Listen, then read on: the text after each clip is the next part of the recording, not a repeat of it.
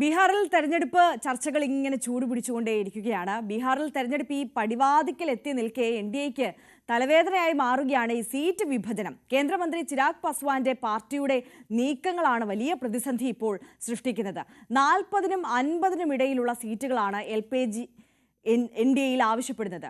അതേസമയം 25 സീറ്റുകളിൽ കൂടുതൽ അനുവദിക്കാനാകില്ല എന്ന നിലപാടിലാണ് BJP ഉള്ളത്. അതേസമയം സ്ഥാനാർത്ഥികളെ തീരുമാനിക്കാൻ കോൺഗ്രസ് കേന്ദ്ര തെരഞ്ഞെടുപ്പ് കമ്മിറ്റി യോഗം ഇന്ന് ചേരുന്നുണ്ട്. സഖ്യകക്ഷികളായ RJDയും ഇടത് പാർട്ടികളുമായി സീറ്റ് വിഭജന ചർച്ചകൾ പുരോഗമിക്കുന്നതിനിടെയാണ് കോൺഗ്രസ് യോഗം വിളിച്ചത്. MG മിഥുനാണ് നാഷണൽ ഡെസ്കിൽ നിന്ന് കൂടുതൽ വിവരങ്ങളുമായി നമുക്കൊപ്പം ചേരുന്നത്. Mithun, good morning. ആദ്യം നമുക്ക് എൻഡിഎയുടെ സീറ്റ് വിഭജനവുമായി ബന്ധപ്പെട്ട വിഷയത്തിലേക്ക് തന്നെ എത്തിയാൽ, ഒന്നാമത് തന്നെ ഈ JDയുമായി ബന്ധപ്പെട്ട് തന്നെ ഒരു വലിയ തലവേദന അവിടെ നിലനിൽക്കുന്നുണ്ട്. അങ്ങനെ JDU ഒരു വലിയ കക്ഷിയായി നിൽക്കേണ്ട ഈ തെരഞ്ഞെടുപ്പിൽ BJPക്ക് തന്നെ ആ ഒരു സ്ഥാനം വേണം എന്നുള്ളൊരു നിലപാടും അത്തരത്തിലുള്ള പദ്ധതികളുമായി ഒക്കെ BJP മുന്നോട്ട് പോകുന്ന ഒരു സാഹചര്യത്തിലാണ് ഇപ്പോൾ LJP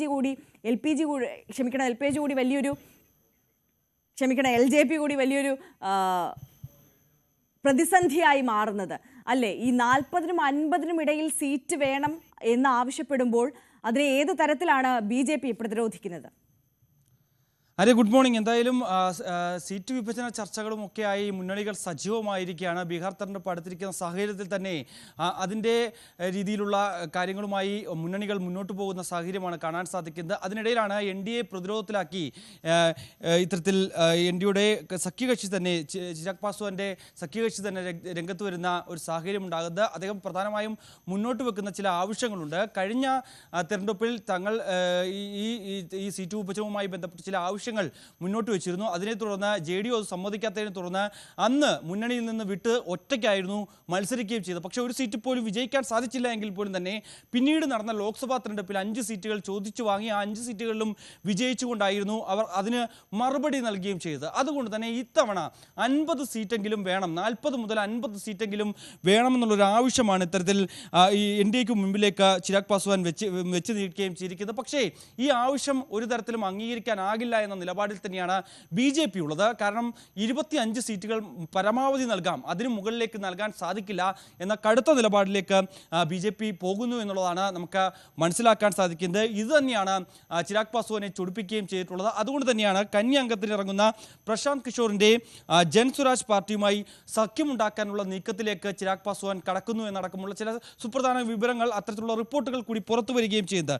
പക്ഷേ ഇത് എത്രത്തോളം ഇങ്ങനെയൊരു സഖ്യമുണ്ടാക്കിയാൽ, ഒരു പുതിയ സഖ്യത്തിലേക്ക് ചിരാഗ് പാസ്വാൻ പോയാൽ അത് എത്രത്തോളം ഗുണകരമാകുമെന്നുള്ള കാര്യമൊക്കെ നമുക്ക് കണ്ടറിയേണ്ടിയിരിക്കുന്നു. പക്ഷേ ബീഹാറിലെ വിശാലമായിട്ടുള്ള രാഷ്ട്രീയ പശ്ചാത്തലത്തിൽ ഒരു പുതുവുമായി കൈകോർക്കുന്നത് ഇത്തരത്തിൽ പാസ്വാന്റെ ഈ മുഖ്യമന്ത്രി ആകാനുള്ള മോഹങ്ങളെ സഹായിക്കില്ല എന്ന ചില വിലയിരുത്തൽ കൂടി രാഷ്ട്രീയ വിദഗ്ധർ ചൂണ്ടിക്കാണിക്കുകയും ചെയ്യുന്നുണ്ട്. ഏതായാലും നിലവിലെ സാഹചര്യത്തിൽ സംസ്ഥാനത്തേക്ക് കൂടുതൽ ശ്രദ്ധ കേന്ദ്രീകരിക്കുന്നതിനുള്ള നടപടികളാണ് ചിരാഗ് പാസ്വാന്റെ നേതൃത്വത്തിൽ നടന്നുകൊണ്ടിരിക്കുന്നത്. അതുതന്നെയാണ് ഈ ഒരു സീറ്റ് മോഹത്തിൻ്റെ പിന്നുള്ളത് എന്നുള്ളതാണ് നമുക്ക് വ്യക്തമാക്കുകയും ചെയ്യുന്നത്. അതുമാത്രമല്ല, ഇങ്ങനെ തനിക്ക് സീറ്റ് നൽകിയില്ല എങ്കിൽ ഒറ്റയ്ക്ക് മത്സരിക്കുന്ന തരത്തിലേക്ക് കാര്യങ്ങൾ പോവുകയും ചെയ്യും. പക്ഷേ കൂടുതൽ സീറ്റുകളിൽ വിജയം നേടാൻ സാധിച്ചില്ല എങ്കിൽ പോലും തന്നെ ഓരോ മണ്ഡലത്തിലും 20,000 മുതൽ 25,000 വരെ വോട്ടുകൾ തനിക്ക് പിടിക്കാനാകുകയും ചെയ്യും. അത് ഫലം നിർണ്ണയിക്കാൻ പോകുന്നത് NDAയുടെ ജയസാധ്യത തന്നെ ആയിരിക്കുമെന്നുള്ളതാണ് ഇദ്ദേഹം ചില അവകാശവാദം ഉന്നയിക്കുകയും ചെയ്തത്. അങ്ങനെ ഒരു സാഹചര്യത്തിൽ ഒരു സമ്മർദ്ദം ചെലുത്തുന്നതിന് വേണ്ടിയാണോ ഇത്തരത്തിൽ പ്രശാന്ത് കിഷോറിൻ്റെ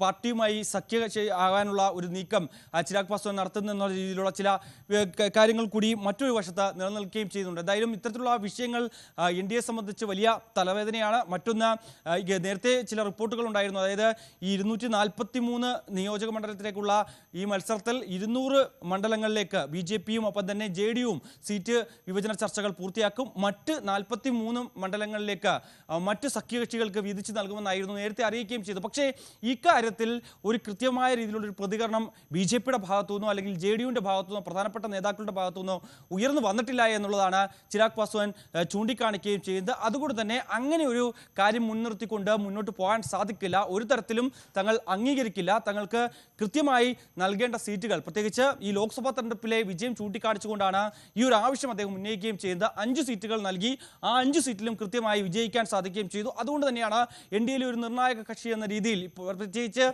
അവർക്ക് ഒറ്റയ്ക്ക് ഒരു ഭൂരിപക്ഷം നേടാൻ പറ്റാത്ത BJPയെ സംബന്ധിച്ച് ഒറ്റയ്ക്ക് ഭൂരിപക്ഷം നേടാൻ പറ്റാത്ത സാഹചര്യം. അങ്ങനെ നോക്കുമ്പോൾ ഈ 5 സീറ്റുകൾ ഉള്ള ചിരാഗ് പാസ്വാനെ മുന്നണിയിൽ നിർത്തുക എന്നുള്ളത് പ്രത്യേകിച്ച് BJPയുടെ തന്നെ ആവശ്യമാണ്. മറ്റൊന്ന് നിതീഷ് കുമാറിനെ പിണക്കാനും സാധിക്കില്ല. ആ രീതിയിൽ BJP ഏറ്റവും കൂടുതൽ നേരത്തെ ആജു സൂചിപ്പിച്ചതുപോലെ തന്നെ ഏറ്റവും കൂടുതൽ മേൽക്ക് തങ്ങൾക്ക് അവകാശപ്പെട്ടതാണ് എന്നടക്കമുള്ള ചില അവകാശവാദങ്ങൾ ഉന്നയിക്കുന്നു. അതുകൊണ്ട് തന്നെ JDUവിന് നൽകുന്നതിനേക്കാൾ ഏറ്റവും കൂടുതൽ സീറ്റുകളിൽ തങ്ങൾ ഇത്തവണ മത്സരിക്കും എന്നുള്ള ചില അവകാശവാദങ്ങൾ അല്ലെങ്കിൽ അതാണ് എന്റെ ക്യാമ്പിലെ സാഹചര്യം. മിഥുൻ, ഇനിയിപ്പോൾ നമ്മൾ ഇന്ത്യ സഖ്യത്തിലേക്ക് എത്തിയാൽ ഈ കോൺഗ്രസ് തെരഞ്ഞെടുപ്പ് കമ്മിറ്റി യോഗം ഇന്ന് ചേരുകയാണ്. അവിടെയും ഈ സീറ്റ് വിഭജനവുമായി ബന്ധപ്പെട്ട ചർച്ചകൾ അത് ഏത് തരത്തിലാണ് പുരോഗമിക്കുന്നത്?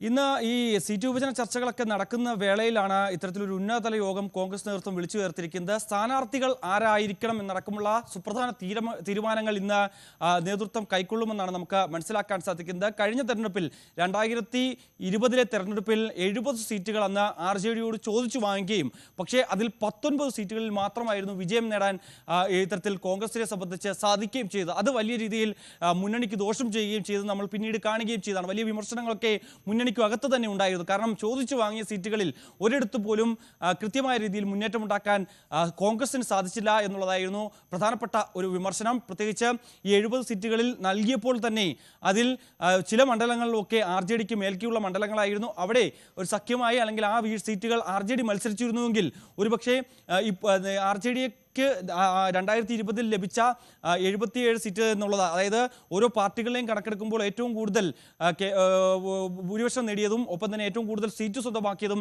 RJD ആയിരുന്നു. അങ്ങനെയെങ്കിൽ ഈ സീറ്റുകൾ നൽകിയിരുന്നുവെങ്കിൽ ഒരുപക്ഷെ അത്രത്തോളം സീറ്റുകളിൽ വിജയിക്കാനാകുമായിരുന്നു എന്നുള്ള ഒരു കാര്യം കൂടി അവർ പറഞ്ഞു വെക്കുന്നുണ്ടായിരുന്നു. അതുകൊണ്ട് തന്നെ ഇത്തവണ ഒരു വിട്ടുവീഴ്ചയ്ക്കും തയ്യാറല്ല എന്ന് RJD നേതൃത്വം കോൺഗ്രസിനെ നേരത്തെ തന്നെ അറിയിച്ചിട്ടുണ്ടായിരുന്നു. ഇക്കാര്യം രാഹുൽ ഗാന്ധിയെയും നേരത്തെ തന്നെ അറിയിക്കുകയും ചെയ്തിട്ടുണ്ടായിരുന്നു. അതുകൊണ്ട് തന്നെ 50 സീറ്റുകൾ പരമാവധി നൽകാമെന്നുള്ളതാണ്. പക്ഷേ അത് ഒരു തരത്തിലും അംഗീകരിക്കില്ല എന്ന് നമുക്ക് അംഗീകരിക്കില്ല എന്നുള്ള നിലപാട് ഒരു തരത്തിലും കോൺഗ്രസ് സ്വീകരിക്കില്ല എന്നാണ് നമുക്ക് മനസ്സിലാക്കാൻ സാധിക്കുന്നത്. കാരണം ഇപ്പോഴത്തെ സാഹചര്യത്തിൽ ഇന്ത്യ സഖ്യം എന്ന രീതിയിൽ ഈ വോട്ട് ചോരി അടക്കമുള്ള വിഷയങ്ങൾ ഉന്നയിച്ചുകൊണ്ട് മുന്നോട്ട് പോകുമ്പോൾ സീറ്റിന് വേണ്ടി തല്ലുകൂടി വിജയസാധ്യതകൾ മങ്ങലേൽപ്പിക്കാൻ ഒരു തരത്തിലും കോൺഗ്രസ് മുന്നോട്ട് വന്നേക്കില്ല എന്നാണ് നമുക്ക് മനസ്സിലാക്കാൻ സാധിക്കുന്നത്. അതുകൊണ്ട് തന്നെ RJD എന്തു പറയുന്നു അതനുസരിച്ച് തെരഞ്ഞെടുപ്പിൽ മുന്നോട്ട് പോകാൻ തന്നെയായിരിക്കും കോൺഗ്രസ് തീരുമാനിക്കുക. ഇന്നെന്തായാലും ഈ വിഷയത്തിൽ സ്ഥാനാർത്ഥികൾ ആരൊക്കെ ആയിരിക്കണം എന്നടക്കമുള്ള കാര്യങ്ങളായിരിക്കും കോൺഗ്രസിന്റെ യോഗത്തിൽ.